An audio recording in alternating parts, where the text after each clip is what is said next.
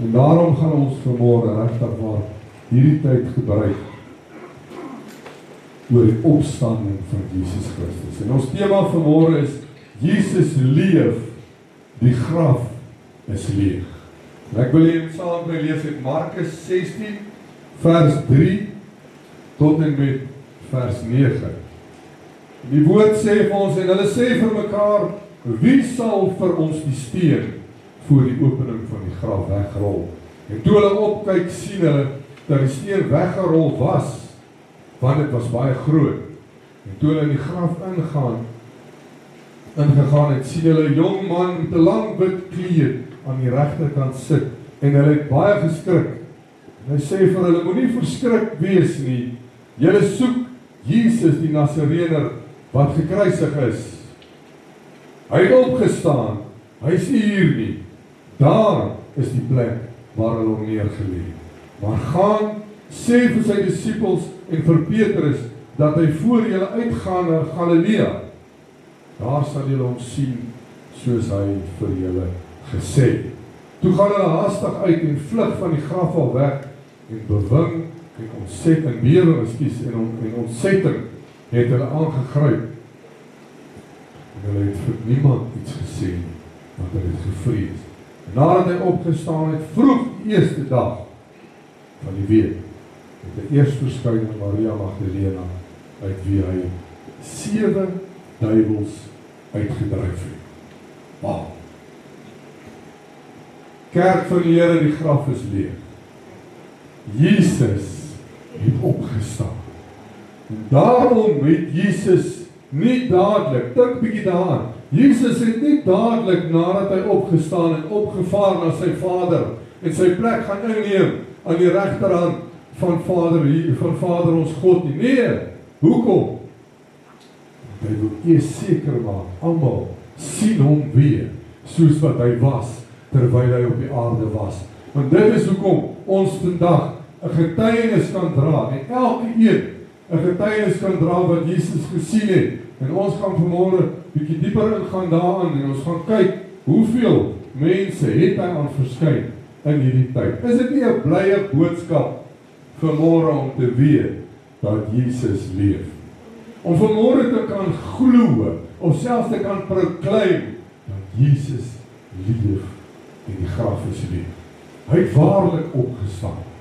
Die klip is weggerol, die graf is leeg. Al wat oor was die doeke waarin hulle sy liggaam in toegerol het, voor hulle hom in die graf neergelê. Johannes 20 lees ons dat Jesus se disippels deur Maria geroep word, te kenne gegee is dat sy liggaam nie meer in die graf te vind was. En die woord sê dat Petrus het nog 'n disipel het gehardloop. Hulle het gehardloop om te gaan kyk, neergebuk en slegs die doeke wat om Jesus se liggaam gerol was, gevind. Maar die doek wat op sy hoof was, het nie saam met die ander doeke op die grond gelê. Dit was eenkant afsonderlik opgerol, netjies neergesit. Nou wil ek vir julle iets vertel vanmôre wat ek self nie eens geweet het nie. Om die betekenis van hierdie gevoude en netjies opgerolde doek te verstaan, moet ons so 'n bietjie teruggaan in die Hebreëse tradisie van daardie tyd, om dit te kan verstaan. Die gevoude doek het met die meester en die diensknegt te doen. Nou daardie tyd het die Jode 'n diensknegt gehad. En hierdie diensknegt, hulle het die tafel bedek en bedien. En dan hierdie diensmeisie gewoonlik net uit die pad uit gaan staan. Soveel so dat die persone die Here wat aan die tafel sit, hulle nie sien nie. Nie soos vandag se waiters wat elke 5 minute draai kan maak, meneer is hier nog oké. En het is 'n stuk hoender in die mond, en is hier nog geraai, dis alles oké. Nee, hulle het daai net een kant gestaan en hulle het hulle self weggesteek, sodat hulle nie gesien word nie. Maar die oomblik, wanneer een van daai Here, daai doek waarmee hy sy mond afgevee het, en sy hande skoon gemaak het, gevrommel het, en hom op die tafel neergesit het, en opgestaan het hierdie diensmeisies geweet, Dis 'n teken dat hy klaar is. En nou gaan ons iets baie interessants sien. Maak my sommer opgewonde in my hart, hoe die Here vir ons van dag 1 af 'n belofte gegee het. Nou, as die Here egter skielik tydens sy ete moes opstaan en uitgaan, dan het hy hierdie doek opgevrommel en op die tafel gegooi nie, want dit sou beteken gewees het dat hy nie weer gaan terugkom. Hy het hierdie tafeldoek, hierdie doek waarmee hy sy hande afveeg, mooi opgerol en netjies langs sy bord neergesit. Wat beteken dit, kerk? Hy kom weer terug. Hy kom weer terug. Dit is hoekom Jesus die doeke wat op sy hoof was, opgerol het en een kant neergesit het. Dit is 'n belofte wat hy aan u en my gemaak het. Ek is nie klaar nie. Ek is nie klaar aan hierdie tafel nie. Ek kom weer terug. Kan ons nie die Here 'n lof opgee? Wat 'n eer om vanmôre te kan dink dat God so uniek en so amazing God is, dat hy dit relate met wat eintlik gebeur en elke een in daai tyd het geweet. Wanneer daai vadoek opgerol is, langs jou bord neergesit is, beteken dit ek is nie klaar nie, ek kom terug. En hier gaan Jesus en hy rol daai doek op en hy sit op een kant neer, terwyl die grafdoeke wat op sy lyf was op die grond lê, want sy liggaam kom nie weer terug in die vlees, kom terug in die gees. Jesus kom weer terug. Kan ek vir u sê vanmôre, Jesus kom terug om sy kerk te kom aan prys die Here. 1 Johannes 14 vers 2 en 3 sê Jesus self, in die huis van my Vader is daar baie wonings. As dit nie so was nie, sou ek dit nie vir julle gesê het. Ek gaan om vir julle 'n plek te berei. En as ek gegaan het en vir julle 'n plek berei, kom ek weer en sal julle na my toe neem, sodat julle ook kan wees waar ek is. Jesus se disippels het hierdie woorde natuurlik glad nie verstaan. Maar Handelinge 1 tydens Jesus se hemelvaart bevestig dat die engele wat aan hom 11 disippels verskyn het, wat aan die 11 disippels verskyn het, dit weer deur vir hulle te sê, Galileese manne, waarom staan julle en kyk na die hemel? Dis nou nadat Jesus opgevaar het. Hierdie Jesus, sê die engele, hierdie Jesus wat van julle opgeneem is in die hemel in, sal net so kom, soos julle hom gesien wegvaar het die dier. Is dit nie die wonderlikste belofte ooit? Kerk van die Here, ons aanbid nie 'n dooie God. Jesus leef, hy het opgestaan. Hy sit aan die regterhand van God die Vader.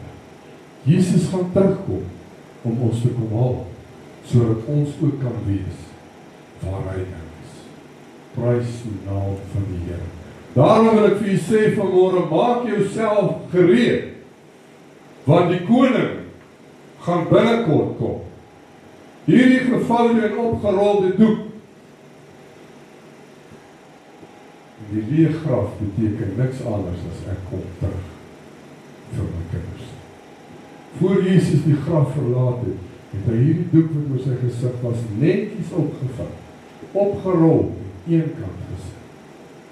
Wauw, wat 'n belofte. Wat 'n belofte om te weet Jesus kom terug. Die Gees het my gelei om vandag te bedien oor Jesus se opstanding, oor die blye boodskap dat Jesus leef, dat hy die dood oorwin het, dat hy die sleutels van die doderyk in besit geneem het, en dat ons nie net moet fokus op sy kruisiging nie, alhoewel dit 'n verskriklike prys moes wees, wat Jesus moes betaal het, die grootste prys wat ooit kon betaal gewees het, en terwyl ons gee, verdien sy daarin steeds, het hy in liefde die prys ten volle betaal. Maar ek wil graag met die volgende deel. Kan ek vir u sê vanmôre, hierdie tydperk het niks met 'n paashaas uit te wag. Magtig man. Dit het niks met 'n Paashaas uit te waai. Ek weet nie waar kom hierdie Easter bunny vandaan nie.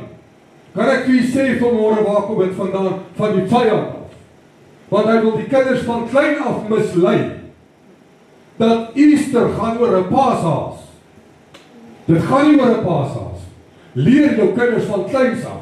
Dit gaan oor die kruisiging van Jesus Christus, wat die prys betaal het, sodat jou kind eendag sy voete in die hemel kan staan.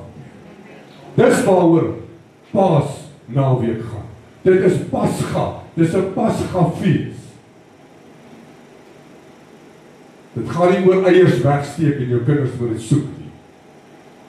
Jy moenie vir my sê, ag, hulle sal verstaan nie. Terwyl hulle klein is, dat hulle maar dink, dit gaan oor Paashase. Dis wat die vyand wil hê. Dit gaan nie oor Paashase nie. Dit gaan oor Jesus Christus, wat die prys betaal het vir elkeen van ons. En ek gee ook nie om watter naweek dit was, of watter dag dit was nie. Dis nie belangrik nie. Nou wil jy kry, ja, maar dit was nie hierdie Vrydag nie, want elke goeie Vrydag is op 'n ander datum. Wat maak dit saak? Wat saak maak is dat ons weet, Jesus Christus is gebore. Hy het aan die kruis gesterf en hy het opgestaan. En dit het 3 dae geneem, van sy kruisiging tot sy opstanding. Dis wat jy moet weet. En ek sê nie vanmôre, hierdie naweek was die naweek wat Jesus gekruisig was. Ek sê daar was 'n dag wat Jesus aan die kruis gesterf het vir elkeen van ons se sonde. En op die 3de dag daarna het hy opgestaan en die graf is leeg. En terwyl ek donderdag aan bid en bedien in ons huis, kry ek hierdie bedroefdheid in my hart. En die Gees lei my hart vir 'n oomblik net, en ek dink aan die tyd wat Jesus gespandeer het, die aand voor sy kruisiging, die aand voordat hulle hom in gevange geneem het, kerk, dink net bietjie aan die woord, wat die woord sê, dat die Here het gegaan en het vir sy disippels gesê, waak en bid. Hy het weggestap van hulle af, eenkant en alleen. Hy het gebid tot God. En vir God gevra, Here, as dit U wil is, dat hierdie beker by my verbygaan.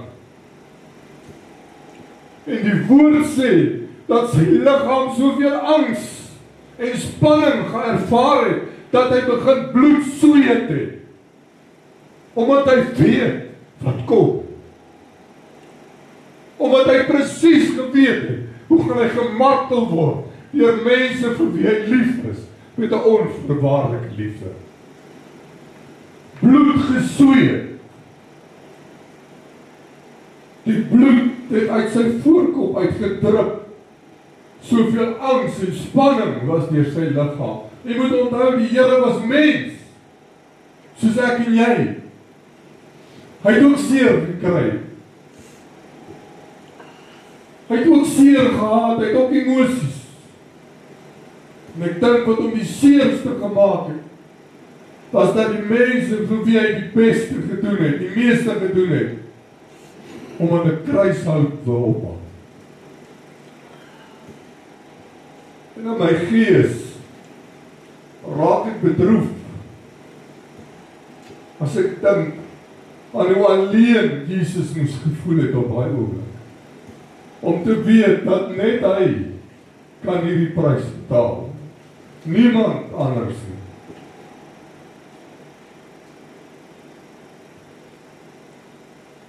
Hoef jy sê vanmôre, terwyl Jesus reeds daardie beker gedrink het,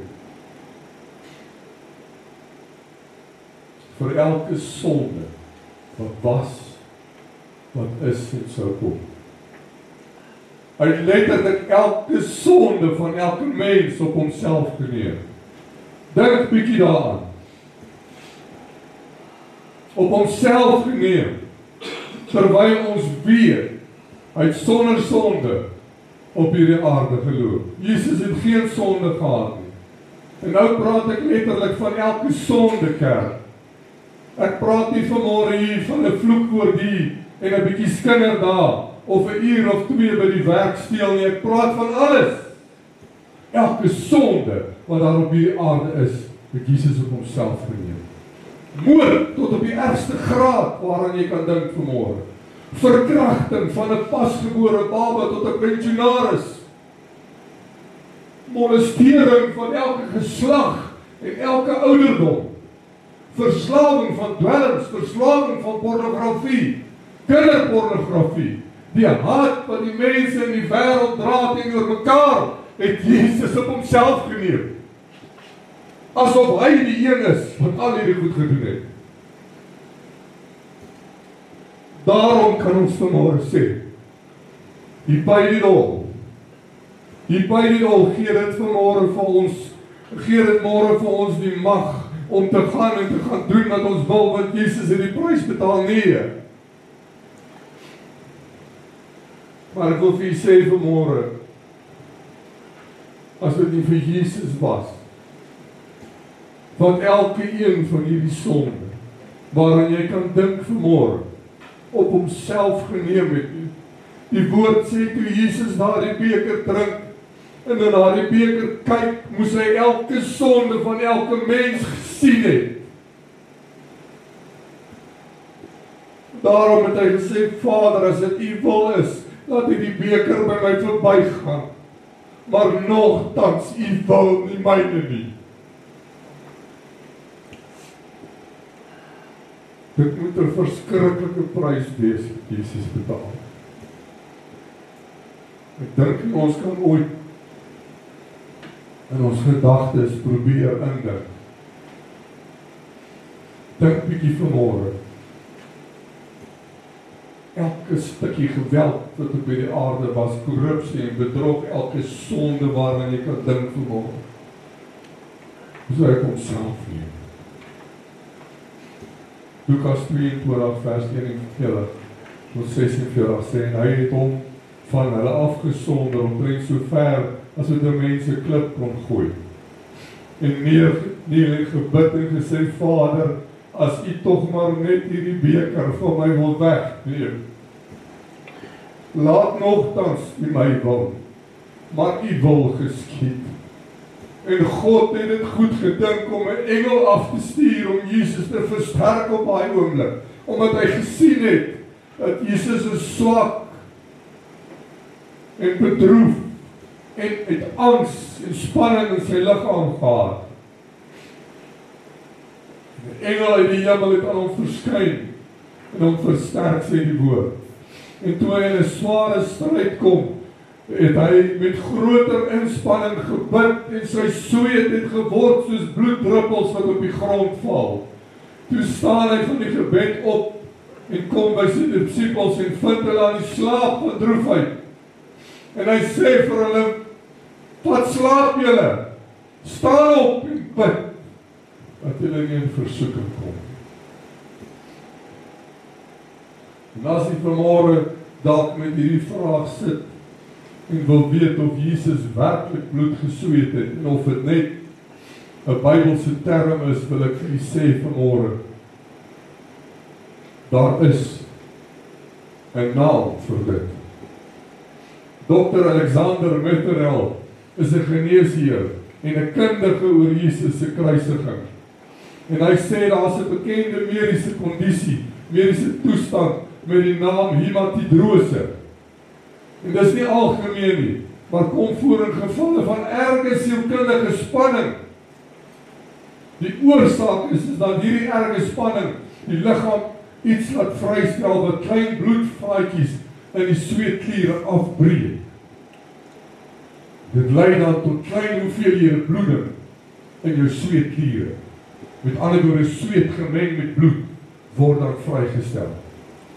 Die verskriklike angs wat Jesus moes verdra, was verseker voldoende en sonder twyfel hoekom hy met hierdie kondisie gesit het. Die Journal of Medicine het 76 gevalle van hematidrose ondersoek en hulle bevinding van elkeen was die algemene oorsake van akute vrees en intense bepeinsing. Maar verder, wat in effek sou dit op Jesus gehad het, in gevalle van hematidrose, word jou vel breekbaar. In ander woorde, broos en baie sensitief. Wie van julle het al erg gebrand in die son? Soveel so dat jy skaars in jou liggaam kan raak, dat het voel of het binne in jou vleis ingebrand het. Jy kan nie slaap nie, jy kan nie sit nie, jy kan nie lê nie, want jou vel is so broos. Jy kan skaars klere aan jou liggaam aantrek.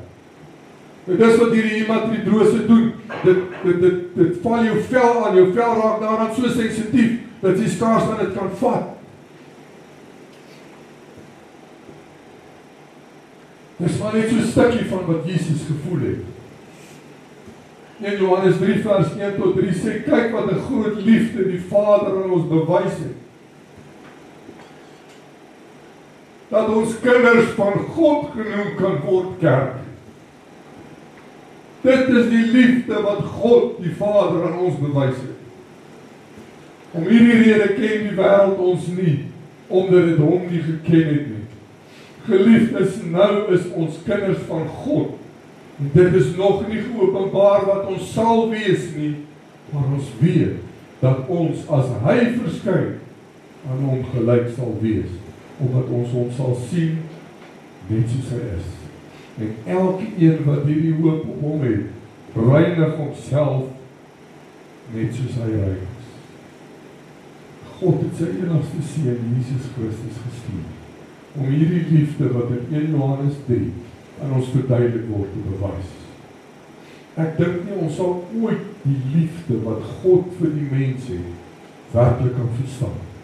Maar ek dank die Here vanmôre dat ek weet en dat ek glo met my hele hart ons aanbid 'n lewende God en sy seun Jesus Christus wat aan die kruis gesterf het, maar nie gesterf het soos wat ons sterf ken nie, maar hy het opgestaan, hy leef en die graf is leeg.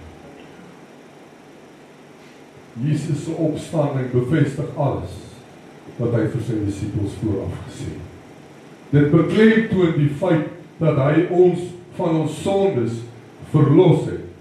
Ons wat in hom glo, sal eendag net soos Jesus uit die dood opstaan. Die blydskap in ons harte behoort die hartseer van sy verskriklike kruisdood te oorweldig vanmôre. Dit is belangrik om te glo dat Jesus aan die kruis gesterf het, maar is net so belangrik om te glo en te weet dat Jesus weer opgestaan het. Dat selfs die dood geen houvas op Jesus gehad. Eerstens getuig die opstanding van die enorme krag van God homself. Om in die opstanding te glo, is om in God te glo. As God bestaan en hy die heelal geskep het en dit beheer, beteken dit ook dat hy die krag om dooies op te wek. Slegs hy wat lewe geskep het, kan dit opwek na die dood. Slegs hy kan die afskuwelikheid van die dood omkeer en net hy kan die angel wat die dood is verwyder en die oorwinning oor die graf haal.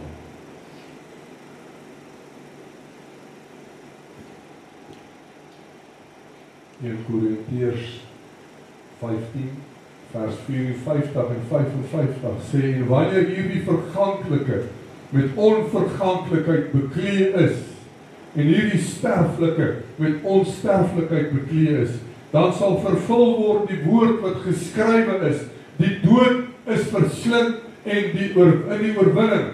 Dood, waar is jou angel? Doodryk, waar is jou oorwinning? Tweedens is die opstanding van Jesus 'n getuienis van die opstanding van ons as mense.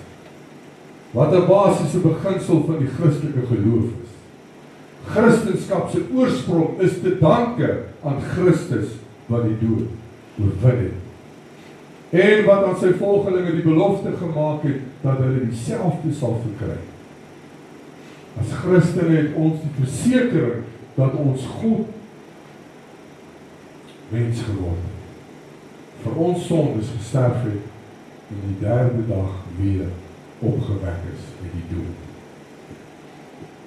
Die graf kon hom nie vashou. Hy lewe, en hy sit vandag aan die regterhand van God die Vader, net soos wat die skrif vir ons leer. En in 1 Korintiërs 15 verduidelik Paulus volledig die belangrikheid van Christus se opstanding.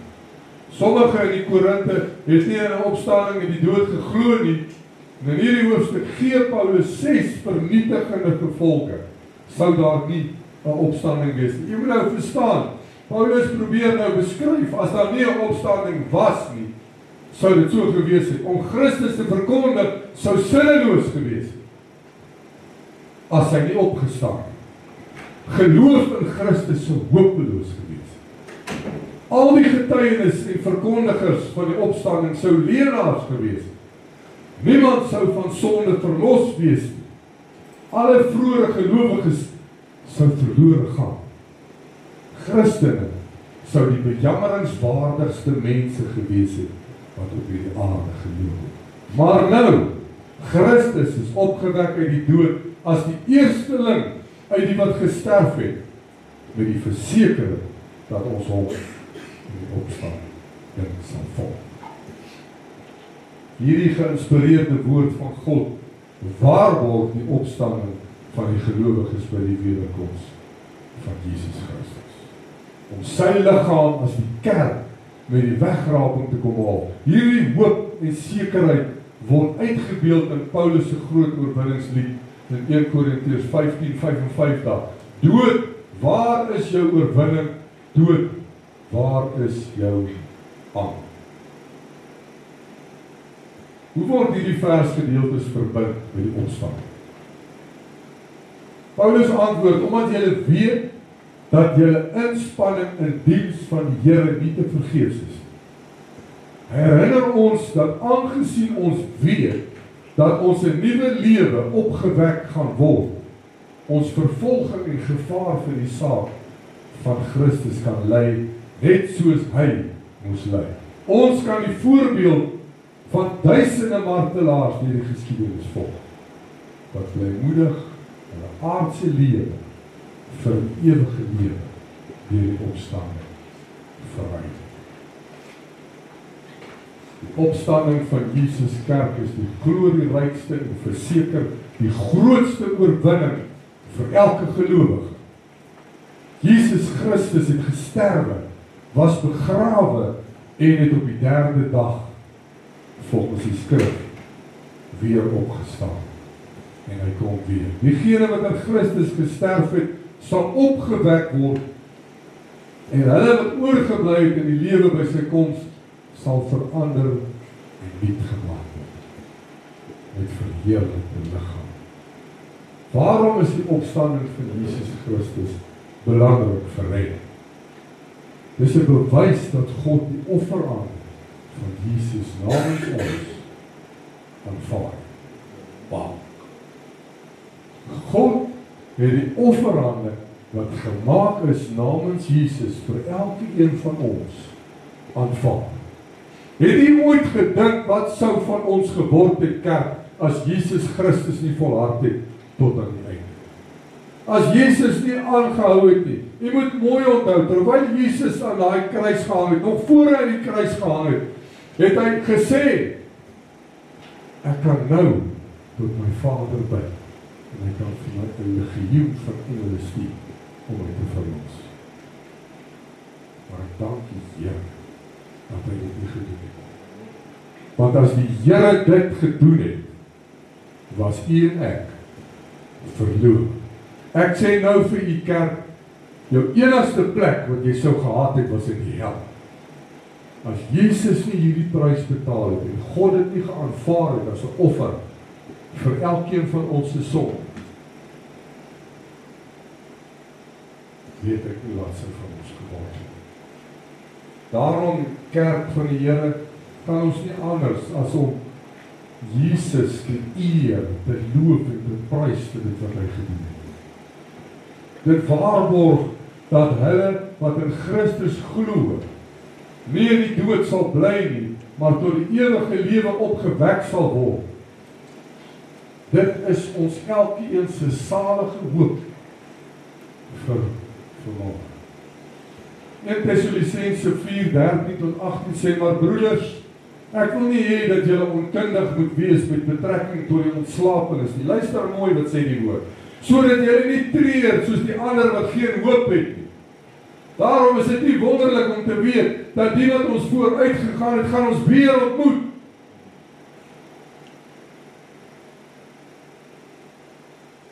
Hier sê die woorde, sodat julle nie treur soos die ander wat geen hoop het nie. Ons het hoop, want as ons glo dat Jesus gesterwe en opgestaan het, dan sal God ook so die wat in Jesus ontslaap het, saam met hom bring.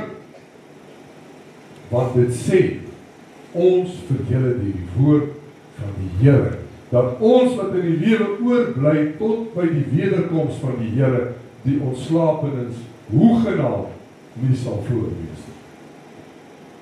Die Here self sal van die hemel neerdal met 'n geroep, met die stem van 'n aartsengel en met die geklank van 'n basuin van God. En die wat in Christus gesterf het, sal eerste opstaan.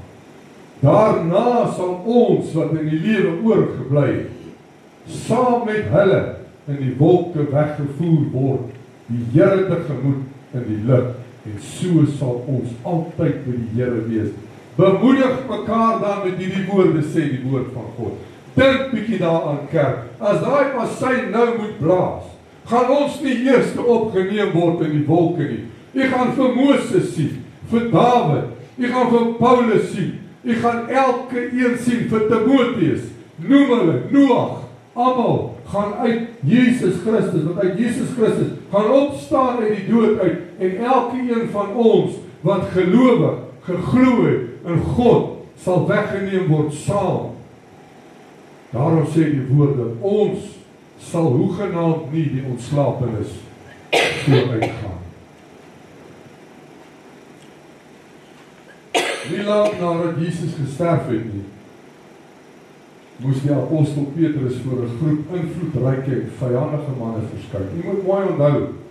En daarom is dit so belangrik om te verstaan, kerk. Daarom weet ek vanmôre dat ek weet. Nie alleen omdat die Gees van God, luister mooi, as die Gees van God jou nie oortuig dat Jesus leef nie, dan weet ek verragtig. Ek het nie vanmôre nodig om vir u te sê, Jesus leef nie, Jesus het opgestaan nie, want die Gees wat binne in jou dwel, sal vir jou sê, Jesus leef. Maar ek dank die Here, dat daar soveel getuienis is, van die wat vir Jesus gesien het, nadat daai graf se steen weggerol is, nadat Jesus opgestaan het uit die dood. En daarom sal u steeds, al het Jesus hierdie verheerlikte liggaam, sal die merke van elke spyker wat ingeslaan is in sy gewrigte en in sy voete en die swaard wat in sy sy ingesteek is, die merke sal daar wees. Hoekom? Dat ons sal erken en sal sien dat hierdie is Jesus Christus wat aan die kruis gesterf het vir u en vir my. Nie lang dat Jesus gesterf het nie, kry hierdie manne vir Petrus in die hande. Hulle was magtige Joodse godsdienstleiers. En jy moet nou onthou, ons praat hier van die oudste Petrus wat vir Jesus 3 keer verloon het, voor die haan gekraai. Dis sy disippels wat elke dag saam met hom tyd spandeer het. Wat aan tafel saam met hom gesit in die laaste aand en gesê het, Here, maak nie saak wat gebeur nie, in my eie woorde, kom wat wil, ek staan by u as my koning en my Here. Jesus het na hom gedraai en hom gesê, voor die haan kraai, sal hy my 3 keer verloon. Ons praat van hierdie Petrus. Hierdie is nou na die opstanding van Jesus. Hy het hom verloon voor die kruisiging. Terwyl hierdie magtige Joodse godsdienstleiers, die einste manne wat vir Jesus se dood verantwoordelik was.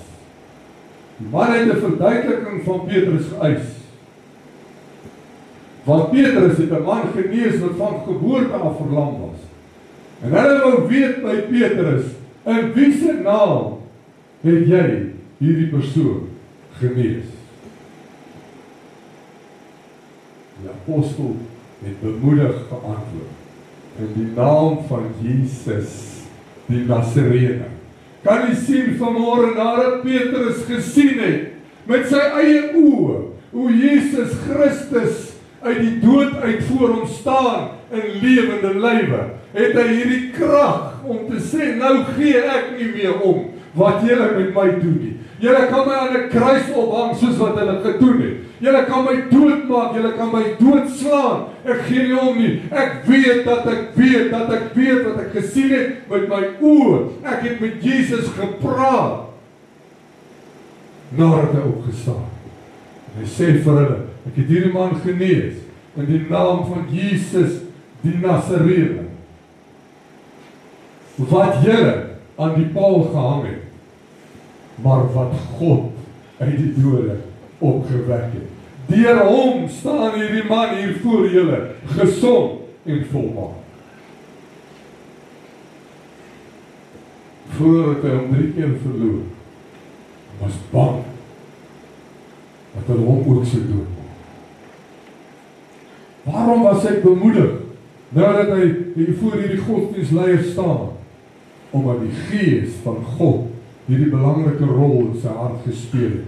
Maar Petrus se oortuiging dat Jesus opgewek is, het net so belangrike rol gespeel. Die feit dat hy geweet het, dat hy met sy eie oë gesien het, dat Jesus tyd saam met hulle spandeer het, voor hy opgeval het met sy Vader. Ons weet dat daar al menigte mense uit die dood opgewek was. En ons ken die verhale van die opstandings wat Jesus self verrig het. Toe hy die weduwee se enigste seun opgewek het, was sy ongetwyfeld verstom. In Lukas 7. By 'n ander geleentheid het Jesus 'n 12-jarige dogtertjie opgewek. Stel jou die vreugde voor van hierdie kind se ouers. Die verwondering om te sien hoe Jesus iemand uit die dood uit laat opstaan. En hoe verheug was Lazarus se familie nie, toe Jesus hom uit die graf uitroep en vir ons wys dat hy die krag het om 'n dooie op die naam te roep en hy op te staan nadat hy 2 dae dood was. Die woord van God sê, hy het reeds begin ruik. Maar die disippels het geweet, Jesus se opstanding was heeltemal iets anders. Waarom was Jesus se opstanding so uniek en anders as die vorige opstandings? Die apostels het geweet dat Jesus se opstanding anders was, omdat mense wat vroeër opgewek was met fisiese liggame, uiteindelik weer sou sterf. Jy moet verstaan vanmôre, dit maak nie saak hoe oulik jy is nie. Daar kom 'n dag wat jy jou laaste asem sal uitblaas. Want ons is mens, ons is so geskaap. Maar Jesus het opgestaan, die dood oorwin. Daarom sal hy nie weer doodgaan. Hy staan nou langs sy Vader met 'n verheerlikte liggaam. Daarom is Jesus se opstanding soveel anders as die van mens. Mense wat vroeër gesterf het, gaan nie weer opstaan nie. En as hy uit die dood uit opgewek het, kom daar 'n dag wat hy weer gaan sterf. Die finale keer.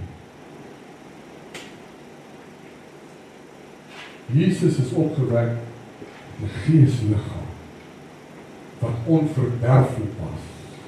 Met ander woorde, 'n verheerlikte liggaam. Petrus het geskryf dat Jesus doodgemaak is in die vlees, maar lewe in die gees. Wat meer is, hy is aan die regterhand van God, wat hy na die hemel gegaan.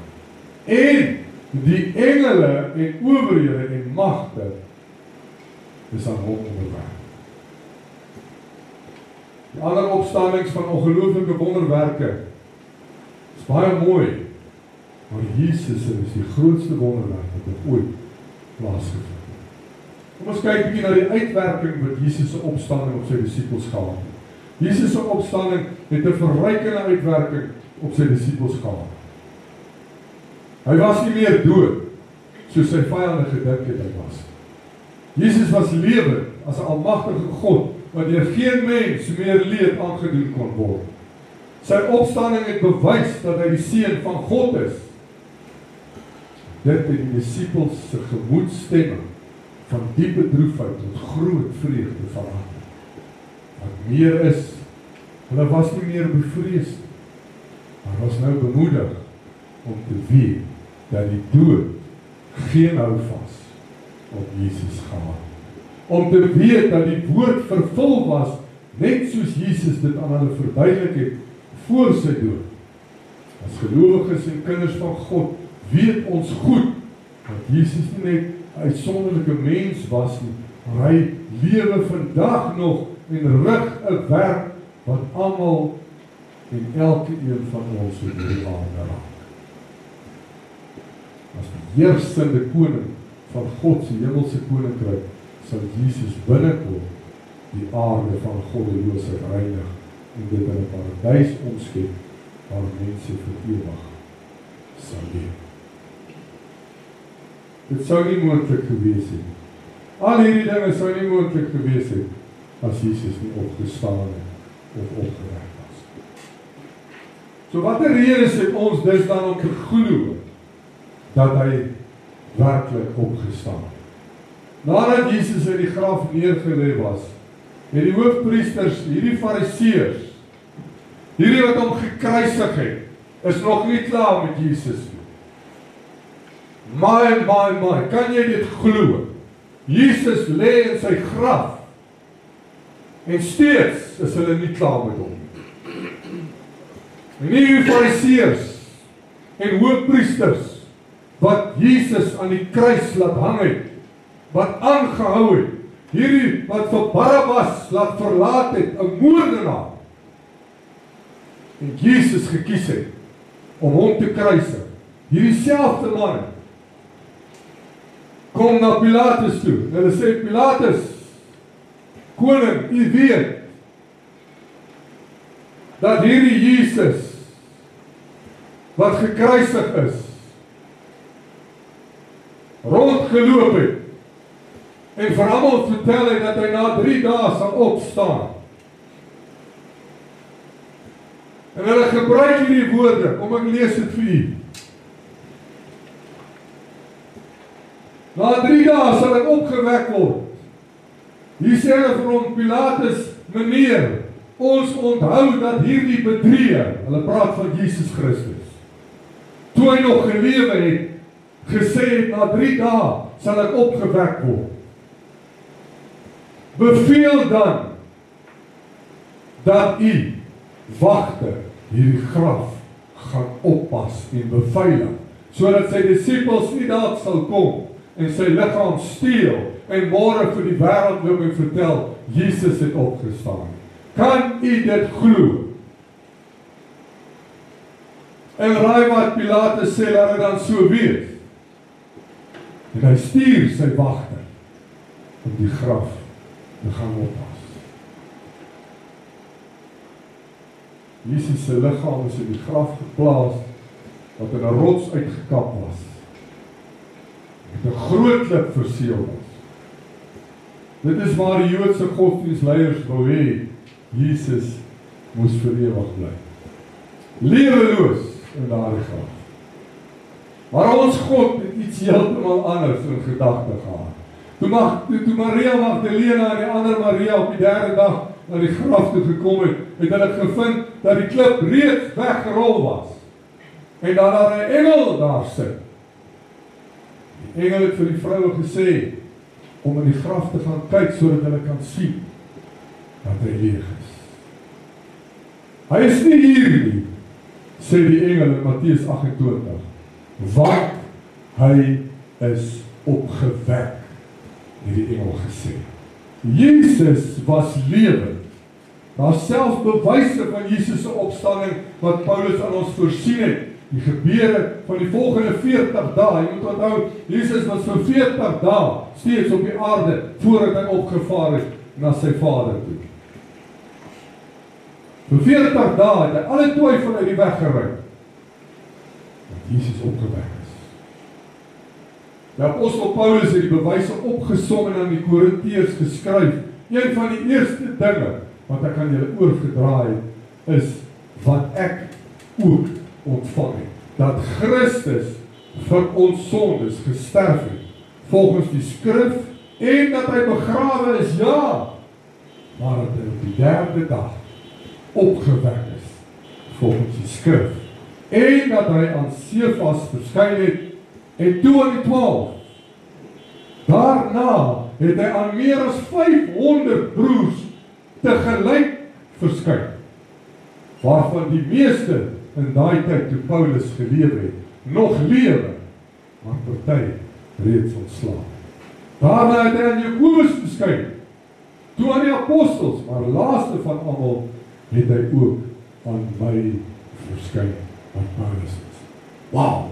Hoeveel meer wil u hoor vanmôre, dat Jesus leef, die graf is leeg, Jesus het opgestaan, en daarom is daar getuienis reg oor die wêreld. Daarom is dit belangrik, kerk, dat ons glo wat in hierdie woord staan vanmôre. Moenie dat iemand jou enigiets anders vertel nie. Wat in hierdie woord van God staan, is ja en amen.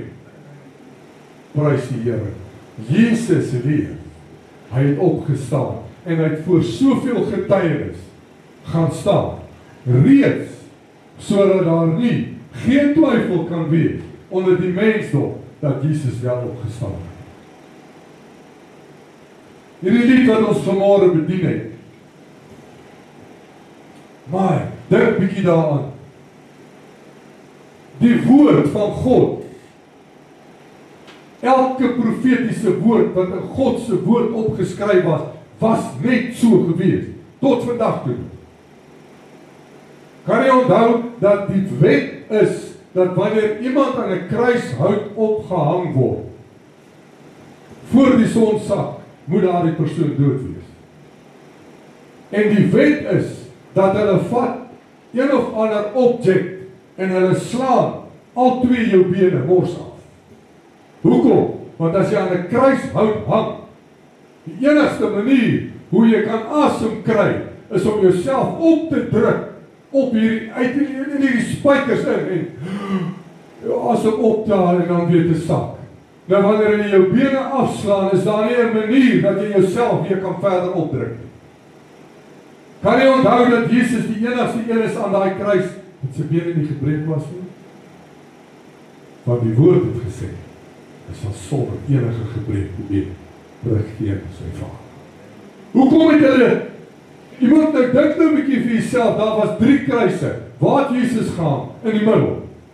Hoe beweeg jy van hierdie ou en jy skiep die ou in die middel en jy gaan slaan die ou se bene stukke? Want die woord het gesê, dit is hoe dit sal wees.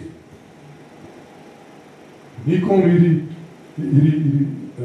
diensknegt van die Romeinse soldate, en hy, om Jesus, om seker te maak, Jesus is dood, steek hy Jesus in sy sy met die swaard.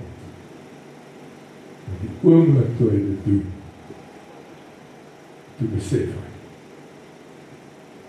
hierdie is die Messias. Hy het op sy knieë geval, en hy het God begin aanbid. Want dit is toe hy besef het en gesien het, dat dit eintlik waar was, dat hy eintlik die koning van die konings is, dat hy eintlik die Here van die leerskare is. Nog 'n rede hoe ons kan weet dat Jesus opgewek is dat sy opstanding volgens skrif presies plaasgevind het, soos God se woord het voorspel. En nou moet jy weet, dit word voorspel vanaf die Ou Testament, wat Dawid reeds geskryf het. Hy wat teenoor God lojaal is, nie in die graf gelaat sou word. Op Pinkster het die apostel Petrus hierdie profetiese vers op Jesus toegepas en gesê, Dawid het die opstanding van Christus vooraf gesien en daaroor gepraat, dat hy nie in die graf verlaat is, en sy vlees ook nie verderwing gesien het. Handelinge 2 vers 23 en 24 sê hom, wat deur die bepaalde raad en voorkennis van God oorgelewer is, het julle deur die hande van goddelose manne geneem en gekruisig en hom omgebring.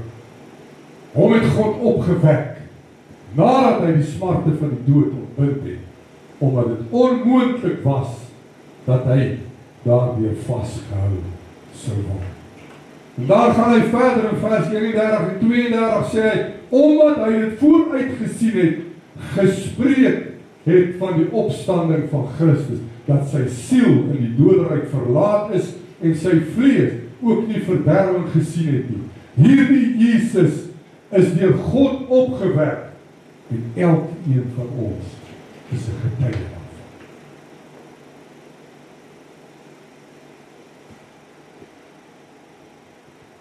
Tweede rede waarom ons weet dat Jesus opgewek is dat ons die getuienis van baie getuies het.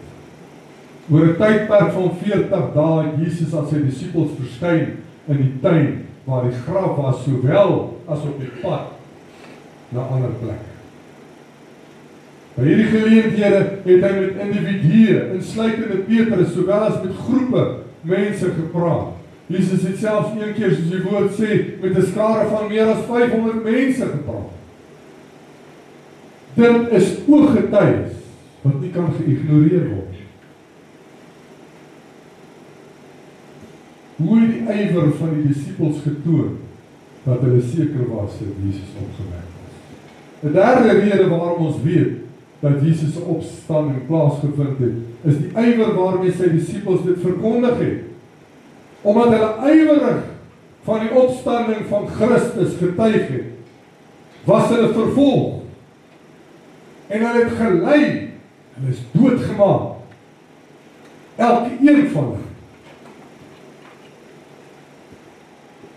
Elkeen was vervolg, omdat hulle bly proclaim het, dat Jesus het opgestaan uit die dood, soos wat hy gesê het, hy sal opstaan.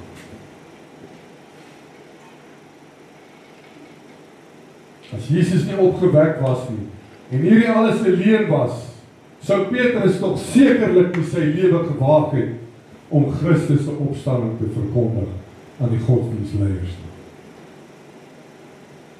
Hierdie selfde mense wat Jesus gehaat het, en verantwoordelik was vir sy dood.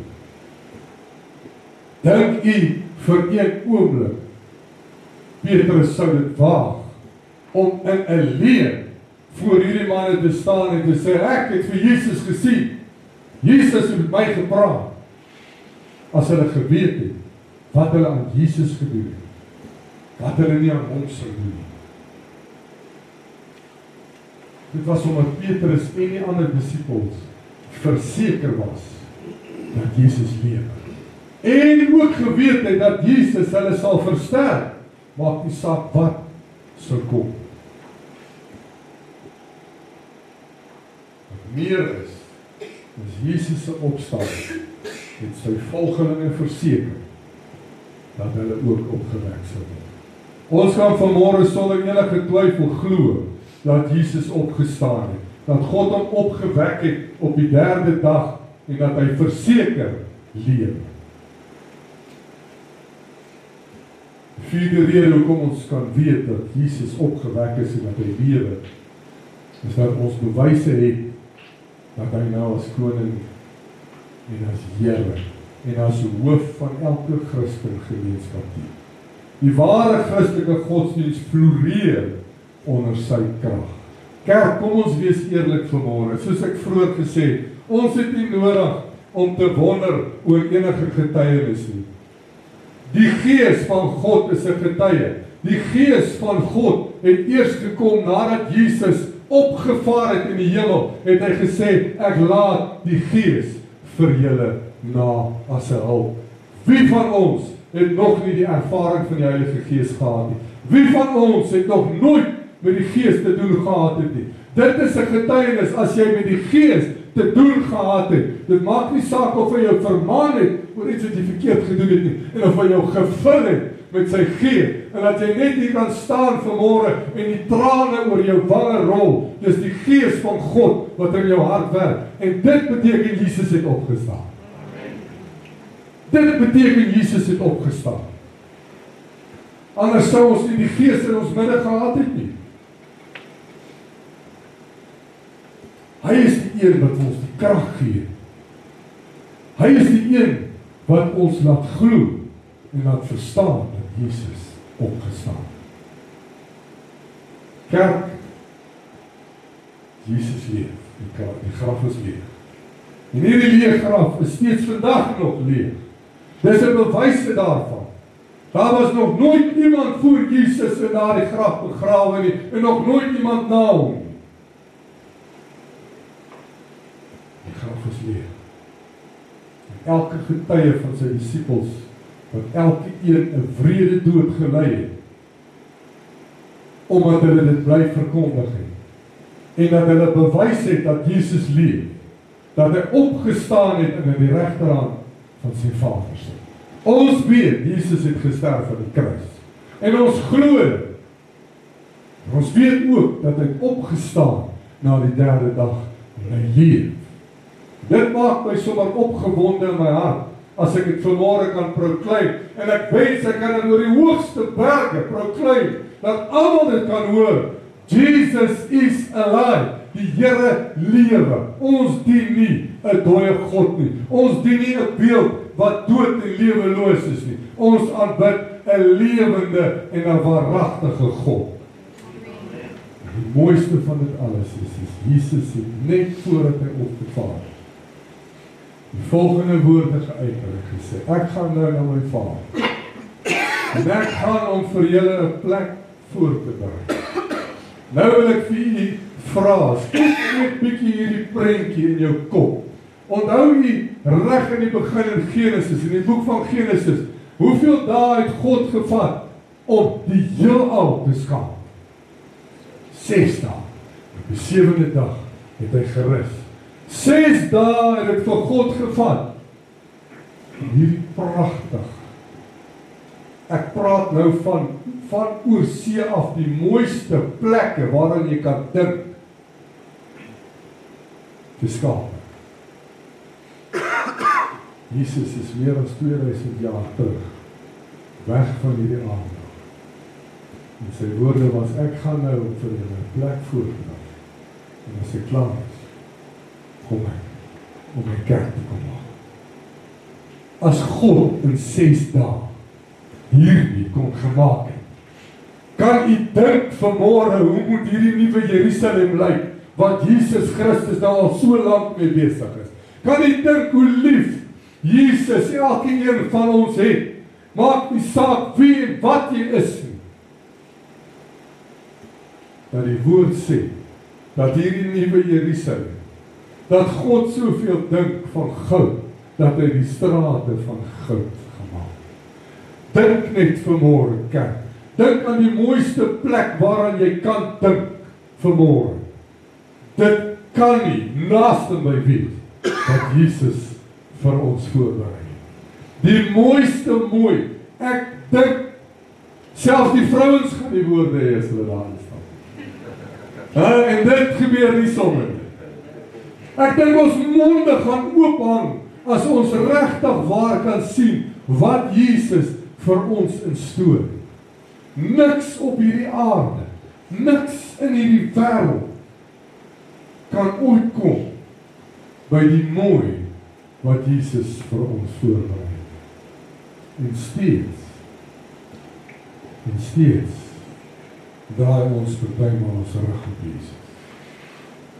Steeds doen ons partymal dinge wat ons nie behoort te doen. Kan ons nie net kom met en vir die Here ons alles gee? Dis wat die Here van ons verwag. En ek wil vir u sê vanmôre, die Here ken jou hart. Die Here ken jou hart. Die Here weet as jy werklik probeer. As daar iets is waarmee jy sukkel en jy stoei met dit, Die Here sien dit. Die Here sal jou eer daarvoor.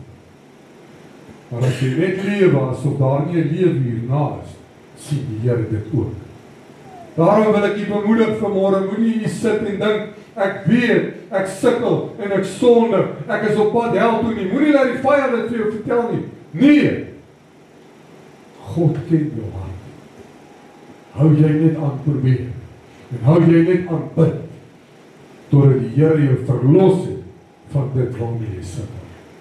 Want elke een van ons, elke mens wat op hierdie aarde loop, behoort in hierdie pragtige nuwe Jerusalem te staan. Want dit is waarvoor Jesus elke sonde op homself gevat het. Dit is hoekom Jesus opgestaan het uit die dood uit, sodat u en ek kan lewe, al het ons ook gesterf. Pragtige woorde wat Jesus kon uitdruk. Sy opstanding het reeds sy kopdoek. Die dag van sy opstanding het hy reeds hierdie kopdoek netjies opgerol. Om vir elkeen van ons te verseker, ek is nog nie klaar met die wêreld. Ek kom terug na hierdie tafel. Ek kom terug na my kinders. Kom ons sê vir die drie enige God vanmôre, dankie God dat u hierdie groot liefde aan ons bewys het, deur u seun te stuur om vir my sondes te betaal. Dankie Jesus dat u kopdoek netjies opgerol het as 'n teken of 'n belofte aan elkeen van ons dat u gaan terugkom om ons te kom haal. En dankie vir die Gees wat my oortuig dat alles wat in hierdie woord staan waar is en dat ek kan vashou in hierdie woord tot die dag wat nog 'n profetiese woord gaan vervul. Die dag wanneer daai bassein blaas en ek my Jesus sien op die wolke afkom en weet, hy het nou gekom om sy bruid te kom haal. En mag niemand dit mis. Kom ons bid saam. Vader, wat 'n wonderlike eer en voorreg is dit vanmôre om hierdie woord te kan hoor. En ons is vanmôre opgewonde in ons hart om te weet dat die graf is leeg en Jesus het opgestaan. Here, u het daardie kopdoek opgerol en netjies eenkant gesit as 'n teken en 'n belofte, die grootste belofte is ooit. Ek kom terug. Ek kom terug om my kinders te bewaar. Ek kom terug om my kinders te verlos van die bose wêreld. Dankie, Here. Dankie, Jesus, dat ons nie net vanmôre vaskyk in 'n graf nie, maar dat ons vanmôre kan opkyk en kan weet, ons aanbid 'n Jesus wat opgestaan het, wat opgewek is deur God die Vader. Ek vanmôre afkyk op elke een van ons wat aan u die lof en die eer gee vir dit wat u vir ons gedoen het, vir dit wat u vir ons beteken, Here, want u beteken so bitter baie vir ons. En ek weet, ons sê dit so min, maar ek wil vanmôre hierdie tyd gebruik om vir u te sê, Here, ons het u lief, ons eer u, want u is goed, u is God, u is koning, en u is Here. Mag u naam vereer en verheerlik word vanmôre, Here. In elke kerk wat oop staan, in elke kerk waar die woord van God bedien word, waar die evangelie van Christus verkondig word, dat elke een, Here, met boldness kan bid en kan preek vanmôre. Die graf is leeg, maar Jesus het opgestaan. En daar waar hy nou is hy besig om vir my 'n plek voor te berei as kind van God as bruid van God, want die woord sê, dat ons nie moet slaap nie, dat ons nie moet sluimer nie, dat ons sal weet, daar kom 'n dag, waar Jesus op die wolke terugkom, om sy kinders, en sy kerk te kom. Here, dankie vanmôre dat daar maar geen twyfel is. Maak nie saak wat wie vir my sê, maak nie saak wat wie vir my wys nie. Ek weet dat ek weet vanmôre, Jesus het opgestaan. Jesus leef. Ek weet vanmôre dat U die prys betaal. Dat U reeds die prys betaal. En as dit nie vir U was nie, Koning Jesus, het die ganse mensdom ten gronde gegaan. As dit nie vir U was nie, Jesus, sou ons nooit 'n kans gehad het om die hemel te maak nie. Daarom kan ons nie anders as om vanmôre net op te kyk en te kan sê, Jesus, we love you, Lord. Ons het U lief, Here, nie net omdat U doen wat U doen nie, maar omdat U Jesus is.